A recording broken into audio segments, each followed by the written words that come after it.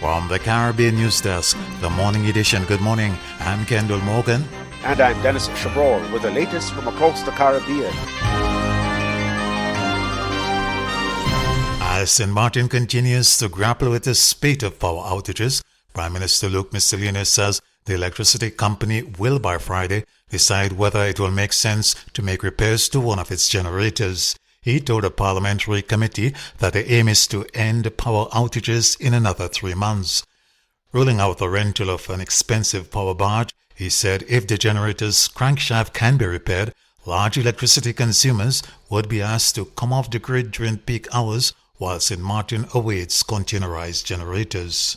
At that particular moment, GB is going to introduce a plan to ask big hotels, businesses, a way to cooperate to disconnect if they have own power, if it's now solar or own energy generators, to see if they can help us to disconnect from the grid in a way that we will be able to manage the remaining 6 weeks extra that we cannot cover until we get the generators on the island. Several parliamentarians were disappointed with the Prime Minister's plan. Among them is Christophe Emmanuel, who wants the government to focus on renewable energy and waste energy generation. But we don't have to pay for the wind or the sun, and definitely the garbage that is there that we can use, that we can take from the surrounding islands and make money from it. Where does all that go? Right back to GEBE. Right back to GEBE, Madam Speaker.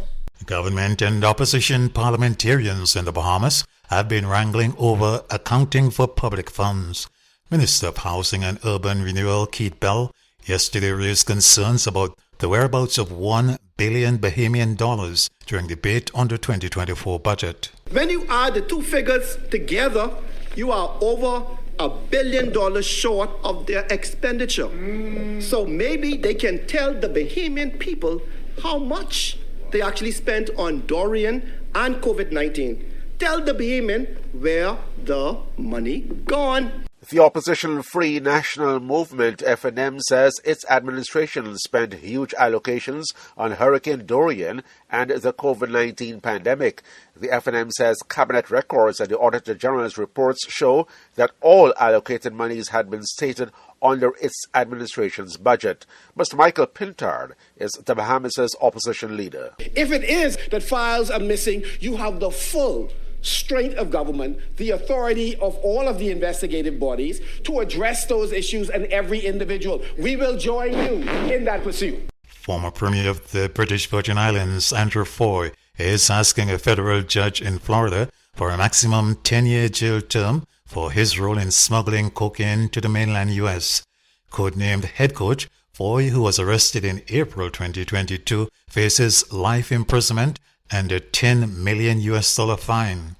USVI St. John's source reports that Foy's lawyer filed a brief saying that his client had only a minor role in the plot, had no knowledge of a side deal between the then BVI Ports Authority manager and U.S. government agents posing as drug runners, and did not actually import any cocaine.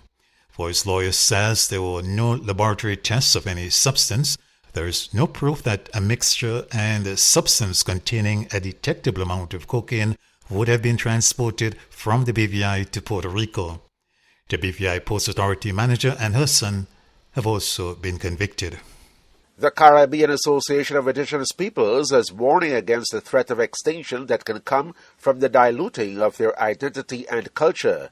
Clan Chief of the Lokono Arawaks, Damon Corey, made it the case for greater support at the opening of an Indigenous Peoples Forum, which forms part of the annual meeting of the Board of Governors of the Caribbean Development Bank being held this week in Ottawa, Canada. The forum has brought together representatives of Indigenous groups from Canada and the Caribbean. There is also the continuing struggle against the threat of extinction.